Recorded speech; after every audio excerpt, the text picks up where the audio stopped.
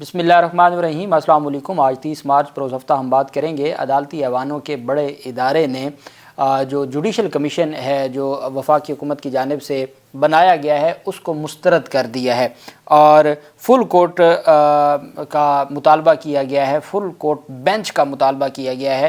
یہ دو بڑے اداروں کی جانب سے مسترد کیا گیا ہے جو عدالتی ایوانوں کے بڑے ادارے ہیں، اس کی تفصیل میں آپ کے ساتھ شیئر کروں گا۔ لیکن سب سے پہلے میں آپ کو بتانا چاہوں گا وفاقی کابینہ نے جو آج اجلاس ہوا ہے اس اجلاس میں 6 ججز سے متعلق جو خدشات تھے یا جو الزامات تھے اس کو نامناسب قرار دے دیا ہے۔ وفاقی کابینہ نے، آپ جانتے ہیں کہ سپریم کورٹ آف پاکستان نے بھی ایک اعلامیہ جاری کیا۔ سپریم کورٹ آف پاکستان نے کہا کہ جی عدلیہ کی جو آزادی ہے یا جو ایک جرنل بات ہوتی ہے وہ جرنل بات کی، یہاں اسپیسیفکلی 6 ججز کے الزامات کو نامناسب قرار دے دیا ہے۔ اب جب نامناسب قرار پہلے دے دیا ہے تو پھر تحقیقات کس چیز کی ہوں گی، کمیشن کس مقصد کے لیے بنایا گیا، یہ ایک بڑا اہم سوال ہے۔ 30 مارچ 2024 کو وزیر اعظم شہباز شریف کی زیر صدارت کابینہ کے اجلاس میں اہم فیصلوں کی منظوری ہوئی ہے، یہ اعلامیہ جاری کیا گیا ہے۔ کہا گیا ہے کہ شہباز شریف کی زیر صدارت وفاقی کابینہ کا اجلاس منعقد ہوا۔ اجلاس میں 25 مارچ 2024 کو اسلام آباد ہائی کورٹ کے 6 معزز جج صاحبان کی جانب سے لکھے گئے خط کے مدرجات پر تفصیلی غور کیا۔ اجلاس کو بتایا گیا کہ سپریم کورٹ کے فل کورٹ اعلامیے کے مطابق عزت مآب چیف جسٹس آف پاکستان کی جناب وزیر اعظم سے ملاقات میں انکوائری کمیشن کی تشکیل کی تجویز ہوئی تھی۔ وفاقی کابینہ نے اسلام آباد ہائی کورٹ کے 6 جج صاحبان کے خط پر انکوائری کمیشن کی تشکیل کی منظوری دیتے ہوئے سابق چیف جسٹس آف پاکستان جناب تصدق حسین جیلانی کو انکوائری کمیشن کا سربراہ نامزد کر دیا ہے۔ یہ ون مین بیسیکلی کمیشن ہوگا۔ وفاقی کابینہ نے انکوائری کمیشن کی شرائط کار TORs بھی منظوری دے دی ہے۔ مطلب یہ ہے کہ TORs بھی بنا دی گئی ہیں۔ یہ جو کمیشن ہے اس کمیشن نے باقاعدہ طور پر TORs بھی بنا دی ہیں اور TORs کے مطابق انکوائری کمیشن معزز جج صاحبان کے خط میں عائد کردہ الزامات کی مکمل چھان بین کرے گا اور تعین کرے گا کہ یہ الزامات درست ہیں یا نہیں ہیں۔ اب ہائی کورٹ کے 6 ججز کی جانب سے کیے گئے دعوے کو ایک ریٹائرڈ جج چھان بین کریں گے کہ ہائی کورٹ کے سٹنگ 6 جج جھوٹ بول رہے ہیں یا سچ بول رہے ہیں، الزامات درست ہیں یا غلط ہیں، یہ فیصلہ کیا جائے گا۔ انکوائری کمیشن تعین کرے گا کہ کوئی اہلکار براہ راست مداخلت میں ملوث تھا، کہ اگر کسی بھی ایجنسیوں کے کسی اہلکار پر الزام ہے تو کیا کوئی اہلکار براہ راست ملوث تھا۔ دوسری نمبر، کمیشن اپنی تحقیق میں سامنے آنے والے حقائق کی بنیاد پر کسی ایجنسی، محکمے یا حکومتی ادارے کے خلاف کارروائی تجویز کرے گا۔ کمیشن کو یہ اختیار بھی ہوگا کہ وہ انکوائری کے دوران ضروری سمجھے تو کسی اور معاملے کی بھی جانچ کر سکے گا۔ اب یہ اور معاملہ کیا ہے؟ ایک تو یہ ہے نا کہ وہ الزامات ہیں جو خط میں عائد کیے گئے ہیں، اگر کمیشن کو اب یہ ایک اوپن ایک چھوڑ دیا گیا ہے کہ جی کسی اور معاملے میں، اب وہ اور معاملہ کیا ہو سکتا ہے؟ وہ جو وفاقی حکومت کے وزراء کی جانب سے یا مسلم لیگ نون کے کچھ لوگوں کی جانب سے جو بات کی جا رہی ہے پاکستان تحریک انصاف کے کیسز میں کو فائدہ دینے کا، کیا یہ کس طرف معاملہ ہوگا؟ یہ کیا کہا جا رہا ہے کہ کمیشن کو یہ بھی اختیار ہوگا کہ وہ انکوائری کے دوران ضروری سمجھے تو کسی اور معاملے کی بھی جانچ کر سکے گا۔ اب اگلی بات جو کابینہ نے بیسیکلی مسترد کر دیے ہیں معزز جو 6 ججز کے الزامات کو، کابینہ کے اجلاس نے معزز 6 جج صاحبان کے خط میں ایگزیکٹو کی مداخلت کے الزام کی نفی کرتے ہوئے اسے نامناسب قرار دے دیا۔ اب کابینہ نے آج یہ فیصلہ سنا دیا کہ ایگزیکٹو کی جو مداخلت ہے عدالتی امور میں وہ الزام نامناسب ہے، وہ درست نہیں ہے۔ جب آپ نے اس کو نامناسب قرار دے دیا تو اس کے بعد پھر کمیشن کس چیز کا، پھر TORs کس لیے؟ پھر آپ نے دیکھے نا، آپ کا حق ہے، آپ کے اوپر کوئی الزام لگایا اور آپ کہیں کہ جی دیکھیں میرے اوپر جو الزامات لگائے گئے یہ نامناسب ہیں، یہ درست نہیں ہے، آپ کا حق ہے، آپ نے کہہ دیا ہے۔ اور اگر آپ شور ہیں اور آپ کو یقین ہے کہ آپ کی کسی اہلکار کی جانب سے ایسا کوئی معاملہ نہیں ہوا تو بالکل ٹھیک ہے، آپ کا حق ہے، آپ نے کہہ دیا۔ لیکن آپ ایک طرف خود یہ فیصلہ بھی دے رہے ہیں اور آپ کہتے ہیں کہ معزز 6 جج صاحبان کے خط میں ایگزیکٹو کی مداخلت کے الزام کی نفی کرتے ہوئے، جب وفاقی کابینہ جو کمیشن بنا رہی ہے، وفاقی کابینہ جو TORs منظور کر رہی ہے اور کمیشن کا سربراہ مقرر کر رہی ہے، وہ ساتھ یہ کہہ رہی ہے کہ الزامات کی نفی کرتے ہیں اور نامناسب قرار دیتے ہیں، تو اس کے بعد یہ جو ساری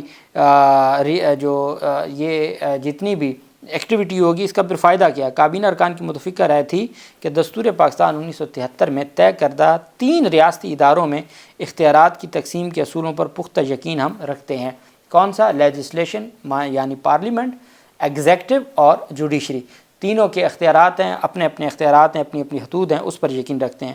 وزیر اعظم شہباز شریف نے عدلیہ کی آزادی اور دستوری اختیارات کے تقسیم کے اصول پر کامل یقین رکھنے کے عزم کا اعادہ کرتے ہوئے کابینہ کو اس خط کے بعد اپنی مشاورت اور چیف جسٹس آف پاکستان سے ملاقات کے بارے میں بھی اعتماد میں لیا۔ کابینہ نے وزیر اعظم کے فیصلوں اور اب تک کے اقدامات کی مکمل توثیق کو حمایت کی ہے۔ یہ جناب والا جاری کیا گیا ہے، اعلامیہ جاری کیا گیا ہے، جس میں 2-3 بہت اہم چیزیں ہیں۔ ایک تو جوڈیشل کمیشن کی تشکیل ہے، دوسرا TORs ہیں، تیسرا مسترد کرنا ہے الزامات کو اور نامناسب قرار دینا ہے، اور چوتھا جو پاکستان تحریک انصاف کی جانب سے میمو کمیشن کی طرح کے کمیشن بنانے کا مطالبہ پاکستان تحریک انصاف کا سامنے آیا ہے، وہ بھی آخر میں آپ کے سامنے شیئر کروں گا۔ لیکن حقیقت یہ ہے کہ پاکستان تحریک انصاف اس سارے کے سارے معاملے میں ان کا جو کردار ہے اور وہ جو مطالبات کہہ رہے ہیں، اور پاکستان تحریک انصاف تو جوڈیشل کمیشن کی تشکیل کو بھی چیلنج کرنے کا ارادہ رکھتی ہے۔ بہرحال اب ہم آ جاتے ہیں جو عدالتی ایوانوں سے۔ پہلے ہم کراچی بار ایسوسی ایشن کی سندھ کی بات کر لیتے ہیں۔ لاہور ہائی کورٹ بار کی میں نے آپ کو بتا دیا، ان کے مطالبات بھی اور ان کی جانب سے جو کمیشن بنانے کی بات کی گئی وہ بھی سب کے سامنے آ گئی۔ پاکستان بار کونسل نے بھی سٹنگ ججز پر مشتمل کمیشن کا کہا ہے، اور سپریم کورٹ بار ایسوسی ایشن نے بھی تحقیقات کا کہا ہے۔ کراچی بار ایسوسی ایشن کا جنرل باڈی کا آج اجلاس ہوا۔ اجلاس میں کراچی بار اور سندھ ہائی کورٹ بار کے عہدیداران نے شرکت کی، یعنی سندھ ہائی کورٹ بار ایسوسی ایشن بھی اور کراچی بار ایسوسی ایشن بھی، یہ دونوں ایک پیج پر تھے۔ انہوں نے کہا کہ ہم عدلیہ اور وکلا کو یرغمال نہیں بننے دیں گے۔ چیف جسٹس آف پاکستان سے لارجر بینچ تشکیل دینے کی استدعا کی گئی ہے۔ کراچی بار ایسوسی ایشن اور جو سندھ ہائی کورٹ بار ایسوسی ایشن کی جنرل باڈی کا اجلاس تھا جس میں عہدیداران شریک ہوئے، انہوں نے کہا ہے کہ ریٹائرڈ ججز پر مشتمل کمیشن منظور نہیں ہے۔ یہ کراچی بار ایسوسی ایشن اور سندھ ہائی کورٹ بار ایسوسی ایشن کی جانب سے یہ کہا گیا۔ اب آگے بڑھتے ہیں۔ بلوچستان ہائی کورٹ بار ایسوسی ایشن کی جانب سے آج 30/3/2024 کو بڑا زبردست اعلامیہ جاری کیا گیا ہے۔ بلوچستان و وکلا نمائندگان کا ایک اہم اجلاس زیر صدارت ممبر پاکستان بار کونسل منیر احمد خان کاکڑ منعقد ہوا۔ بلوچستان کے جو وکلا نمائندگان ہیں ان کا اجلاس ہوا ممبر پاکستان بار کونسل کی نمائندگی میں اور صدارت میں۔ اجلاس میں وائس چیئرمین امان اللہ کاکڑ، جو وائس چیئرمین کس چیز کے؟ بلوچستان بار کونسل کے وائس چیئرمین امان اللہ کاکڑ، صدر بلوچستان ہائی کورٹ بار افضل، اور جو اسی طریقے سے بلوچستان بار کے کونسل کے ممبران راجب اور باقی نجم الدین اور اس طرح سب کے نام لکھے ہوئے ہیں۔ جنرل سیکرٹری بلاول کھوسا اور ایگزیکٹو کمیٹی کے جو ممبران ہیں سب نے شرکت کی۔ اس میں پاکستان بار کونسل کے ممبر کی زیر صدارت اجلاس ہو رہا ہے۔ اس میں voice chairman Balochistan bar council ہیں، صدر بلوچستان ہائی کورٹ بار ایسوسی ایشن ہے، اور باقی تمام نمائندگان ہیں جنہوں نے شرکت کی۔ اب آگے سنیے گا۔ اجلاس میں مشترکہ طور پر حکومتی کمیشن کو مسترد کرتے ہوئے بلوچستان بار کونسل اور بلوچستان ہائی کورٹ بار ایسوسی ایشن نے حکومتی کمیشن کو یکسر مسترد کر دیا، اور الفاظ ہیں کہ جی مشترکہ طور پر حکومتی کمیشن کو مسترد کرتے ہوئے کہا کہ کسی بھی ریٹائرڈ جج کی سربراہی میں کمیشن کو مسترد کرتے ہوئے موقف اختیار کیا کہ اسلام آباد ہائی کورٹ کے 6 ججز کے خط پر از خود نوٹس لے کر فل کورٹ سماعت کرے۔